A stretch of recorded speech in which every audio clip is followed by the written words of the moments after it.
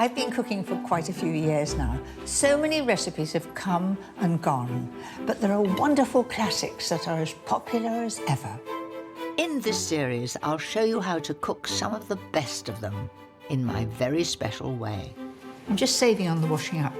From timeless ideas, perfect for entertaining, I can't wait to see my artichoke candles on your dining table. to delicious light recipes that take no time at all. Welcome to our secret garden, Mary. I'm going to be helping with your school dinner. Yes! And tempting dishes inspired by our green and pleasant land. I enjoyed that. These dishes can often seem daunting, but I'm going to show you some tips and techniques that make them quick, easy, and simply delicious. And most importantly, with almost no fuss. In this programme, Oh, you've done that before. classic home comforts that will put a smile on your face. Absolutely delicious. One more? Well, of course I will, yes.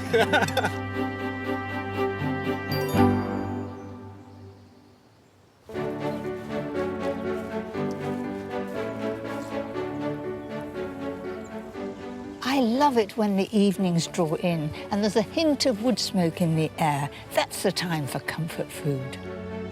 I want to show you some of the hearty and comforting recipes that I always turn to.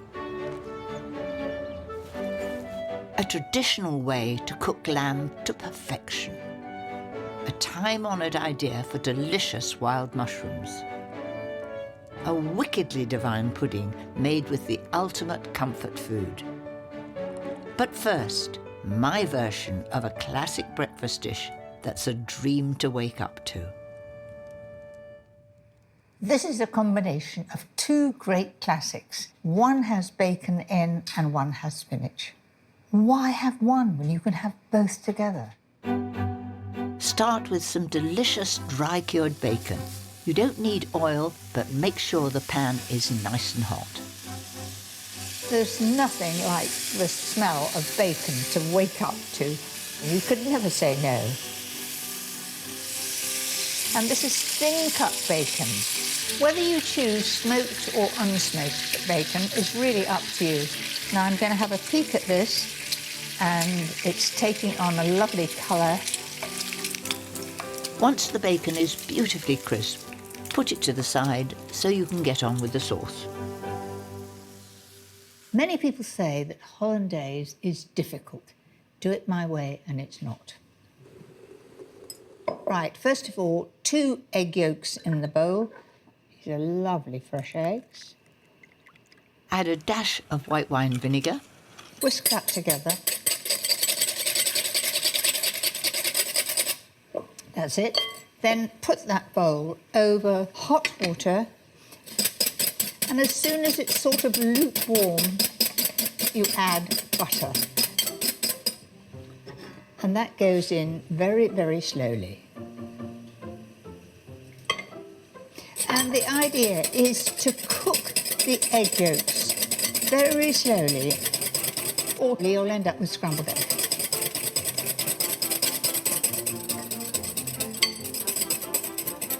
Don't rush it. You can see that it's actually thickening up.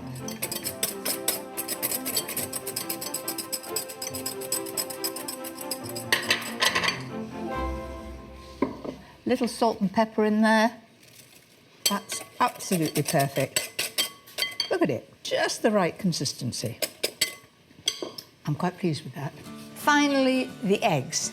So the secret for a poached egg: boiling water with a dash of vinegar in it, swirl it round with a whisk, and in the very centre, drop it in the middle while it's still swirling, and it'll be in lovely shape. Let them simmer for 3 or 4 minutes until the white is just set. There we are. They look perfect. Now's the time to plate it all up.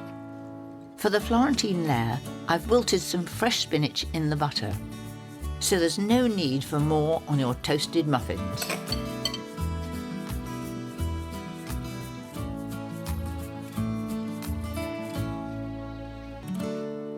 I think that is the perfect breakfast, just to die for.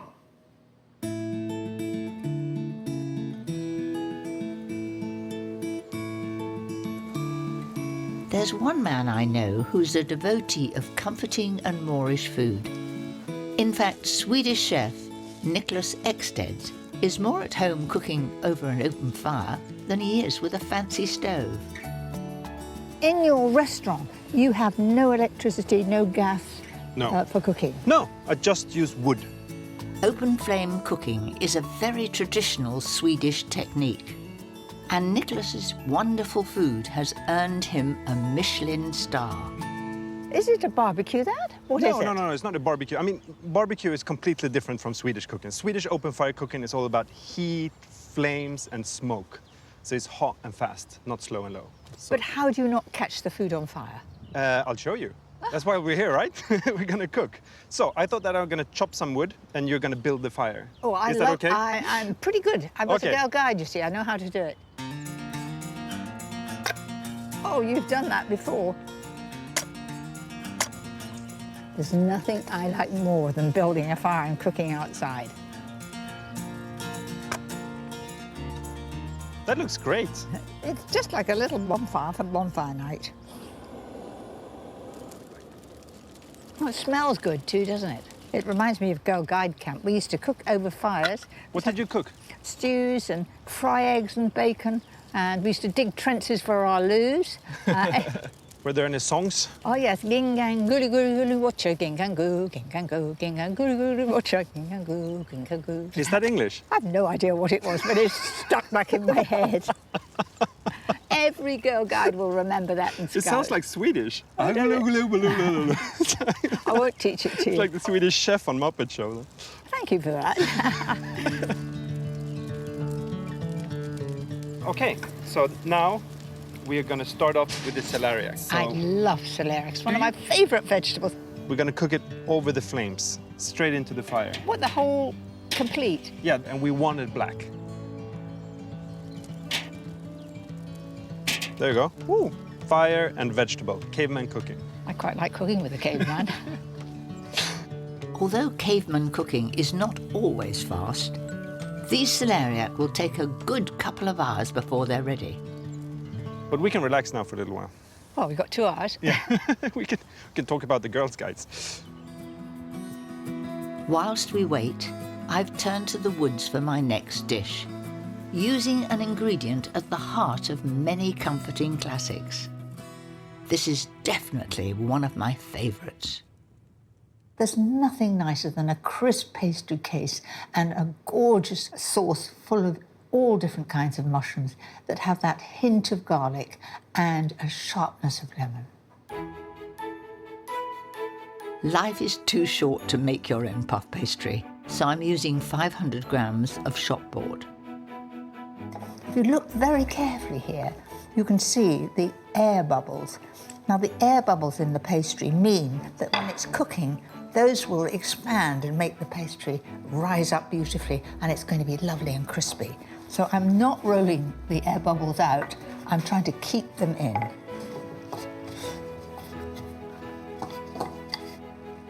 Lightly score the pastry in a crisscross pattern. This is purely for decoration, and it just makes it look a little bit professional. It doesn't take a second to do. That's it, sticking. Cut into 6 discs and leave them to chill in the fridge. I've got total weight of mushrooms, 750 grams, and 250 grams are these beautiful wild mushrooms. It doesn't really matter what kind. What I adore about this recipe is its simplicity. Everything's done in the oven. And that is sizzling hot. Put your chestnut and field mushrooms in first, A drizzle of oil over the top. some crushed garlic, season and pop them back in the oven. Now glaze the chilled pastry discs with a beaten egg. I really like hardware shops, and very often I will go and buy a paintbrush rather than a posh brush like this because they're a little bit cheaper. Both the mushrooms and the pastry need about 18 to 20 minutes at 180 fan.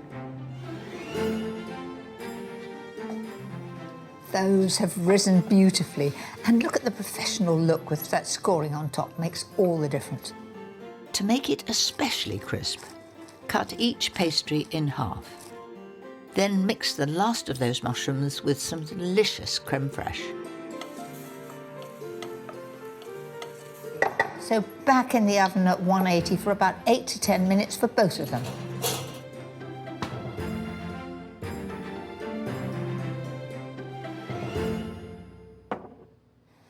That looks good, doesn't it?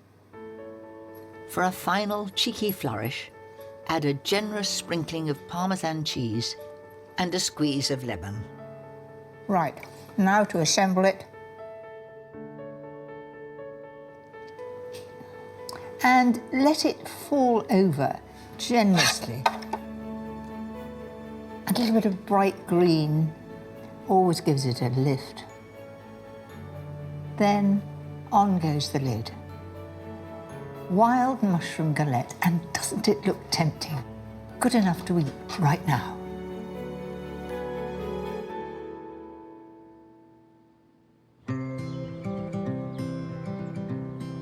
I think the celeriac is almost done.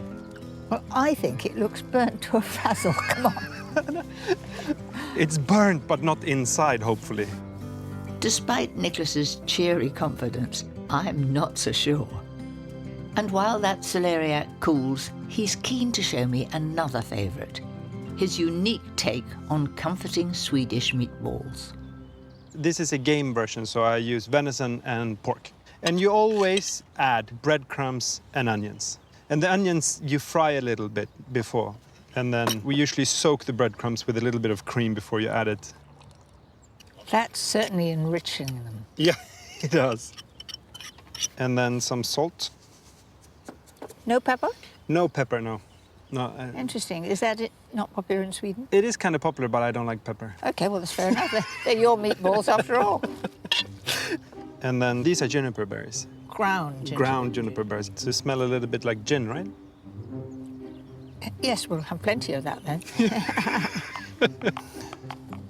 It's all very evenly mixed now. So we're ready to roll them. So rolling a meatball in Sweden is like very debated, the size of the meatball. Well, I'll copy you. Okay, in my house we prefer them small.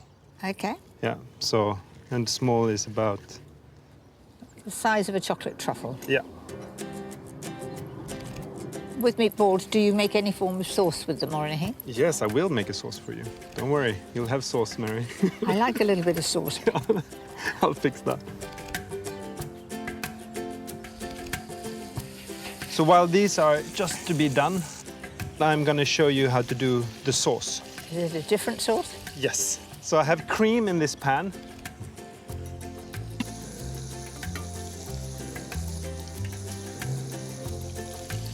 What are you doing? You've just put a live hot charcoal into cream. Yeah. Oh, this is something absolutely new to me. But you're an open-minded woman, no? I am, but it is totally new. And then we will add a little bit of vinegar. This is ättika. It's a Swedish vinegar that's really strong. You smell? Yeah. Oh. Did you say strong? I mean, it really does knock you out. So it's a much... It's all right for you, but it does... Oh. It's like when you're cleaning out your kettle, that sort of smell, it knocks you out. Come on, get on. Yeah, okay. How much is going in there? Okay, so just a little... I do trust him, but how will it taste? So see now, No, what? that's Look making now. it thick. Yes. Look at that. That is amazing. You put a few drops and look at it. Holding on to the spoon. That is amazing. It's like magic. It is magic. Taste it. I'm quite nervous of eating burnt wood. It's absolutely delicious. Wow, it might be changing my ways of doing things. Now, the celeriac. These burnt little offerings here. Yes. No one's keener to see inside there than me. I'm a little nervous as well. Gosh, that looks amazing. Right, wonderful. Good lunch. Here goes, absolutely.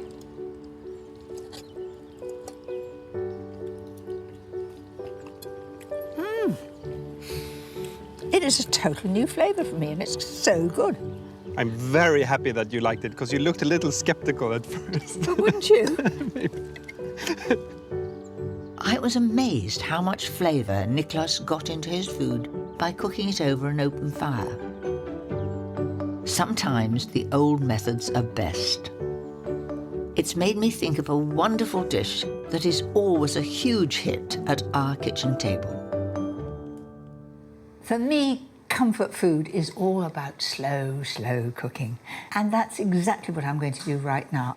I've got 6 beautiful lamb shanks here, and the lamb shank comes from the end of a leg of lamb, if you imagine the leg, you know, just like our leg, and it's cooked on the bone until it just gently comes off and is beautifully tender. Start by browning the lamb shanks in a really hot pan until they are a gorgeous golden colour. Then set aside. So I'm going to add a little more oil to the pan. In go the vegetables. In go some onions, carrots and celery. Cook until soft. Then add some crushed garlic. And that's it, we're going to tip that lamb.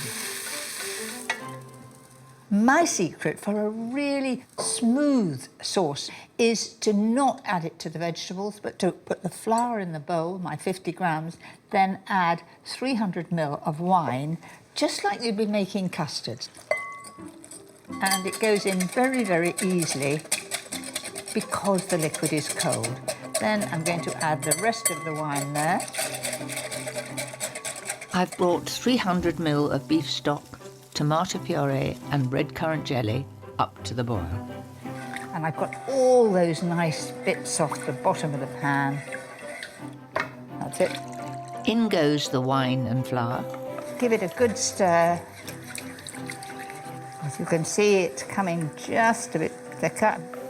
Next, a favourite with lamb, a sprinkling of fresh rosemary, then add a couple of bay leaves. A little bit of pepper and salt. And bring this mouth-watering mix all together.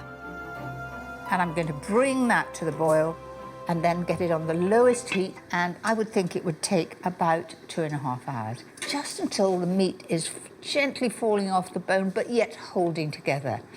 You can't get it better than that.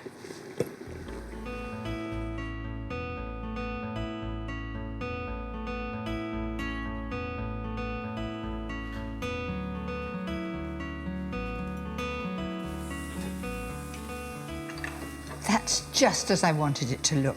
Beautifully smooth, just the right consistency, especially when you've got some mash on the side. One final touch. I can't get enough of wonderfully buttery mushrooms. Give it a good stir. And that is all ready to serve. Now for the ultimate in comfort food, the perfect mash. First of all, choose the right potato. You want a floury potato and something like a Maris Piper or a King Edward. Make sure you boil the potatoes in salted water. And my secret tip is mashing the potatoes into some hot butter, not the other way round. Now I have to confess, when I'm doing this for my husband, I think his mother made lumpy mashed potato and he likes it with the odd lump in, but I don't, so I'm going to mash it all the way round. That's it. Now that's beautifully floury and smooth. Then I'm going to get a whisk and whisk it. Put some hot milk in. Now I'm pretty short and it's difficult for me to beat over there, so what I do is I lift it back, and actually I very often put it in the sink here and give it a good beat.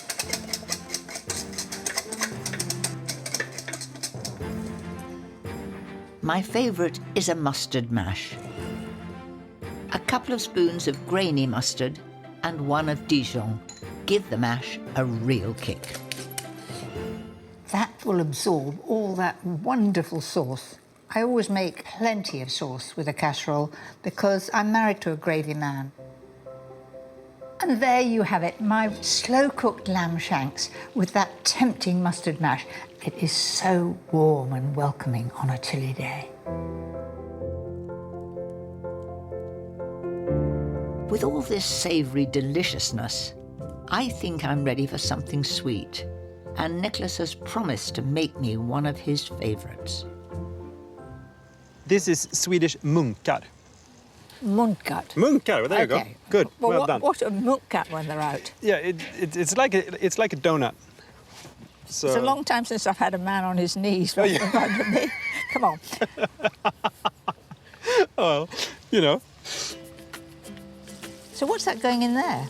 it's a batter, like a pancake batter. Flour and egg and a little bit of cream with a little bit of baking powder.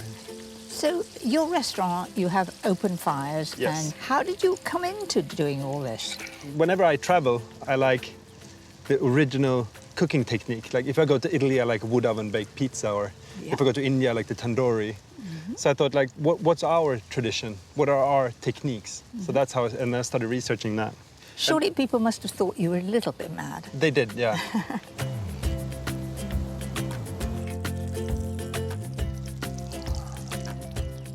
So you're just gently rolling these round, Yep. gathering any surplus batter. Yep.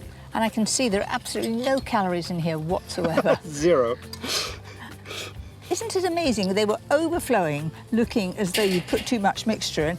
You end up with perfect little donuts. They're lovely. I keep on surprising you. You do, you do. The most important part is the tasting. Yep.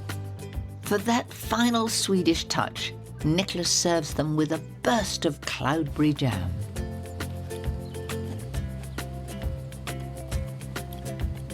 I wasn't expecting that to be so beautifully crisp on the outside, and it's so delicate and spongy in the middle. Again, something totally new to me. One more? Well, of course I will, yes. I mean, don't let's be weak. With all that delicious, crispy sweetness, I think we could both do with a walk.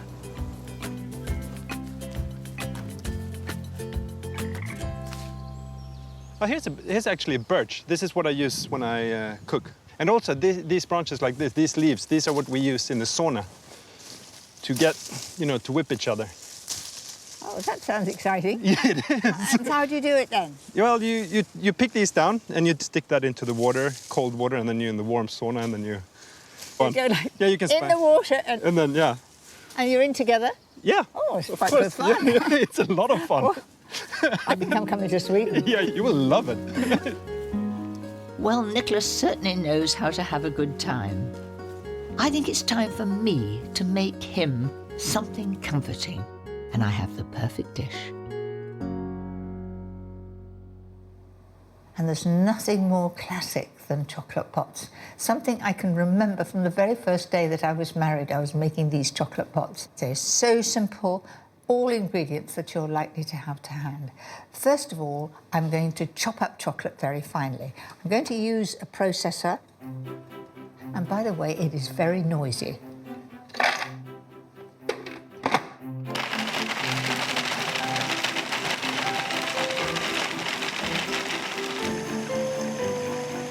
Next, make sugar syrup by adding 50 grams of caster sugar to 6 tablespoons of water. I'm just going to stir that until the sugars dissolve. Turn up the heat until it boils, leaving you with a thin, clear syrup. Pour this into the chocolate mix along with 2 egg yolks. And then just a dash of Irish cream. That's about it. I will put the lid firmly on. No tasting at this stage. Perhaps after all this is over.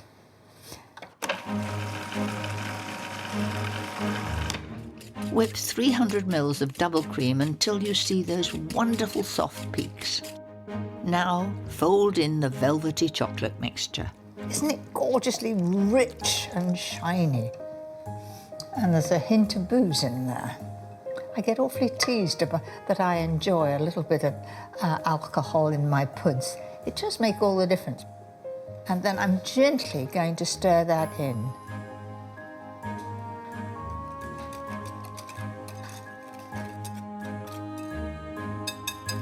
Pour the rich mixture into your pots to set for 6 hours, or leave them overnight if that's easier. But keep back 3 tablespoons for one final touch of decadence. Because I'm making chocolate truffle pots, the secret is the truffle on top. Start by adding the crushed biscuit to the chocolate mix you saved. And it should be a lovely, sticky mixture. These need to firm up in the fridge for around 10 minutes, which gives you time to melt some white chocolate. Make sure you melt it at a low heat. This will allow the chocolate to form a lovely crisp coating around the truffle. When I was trying all these out, there was a little row of these in my fridge. And surprise, surprise, when I went in a few hours' time, there were only 4. So I did find the culprit. And I made quite sure when they had a little pot, they were without their truffle. Pop in the fridge until everything is set. There's our little chocolate pots. They've been in the fridge overnight and they're absolutely firm. Perfect. Now to finish them off, then a gentle pull. In the centre of each one, like that, and then a dusting of cocoa. And that really disguises where you had the cocktail stick stuck in there. I think those look very impressive. I'll see whether my Swedish friend will enjoy them too.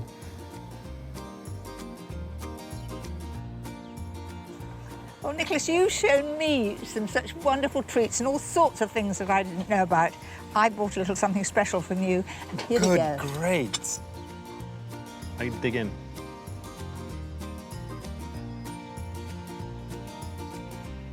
It's so smooth, amazing. I'm gonna take this recipe with me back home. It goes particularly well with a glass of this. Skål! Go. Next time, gorgeous ideas for light and easy meals. I'm going to be helping with your school, you know. Yes!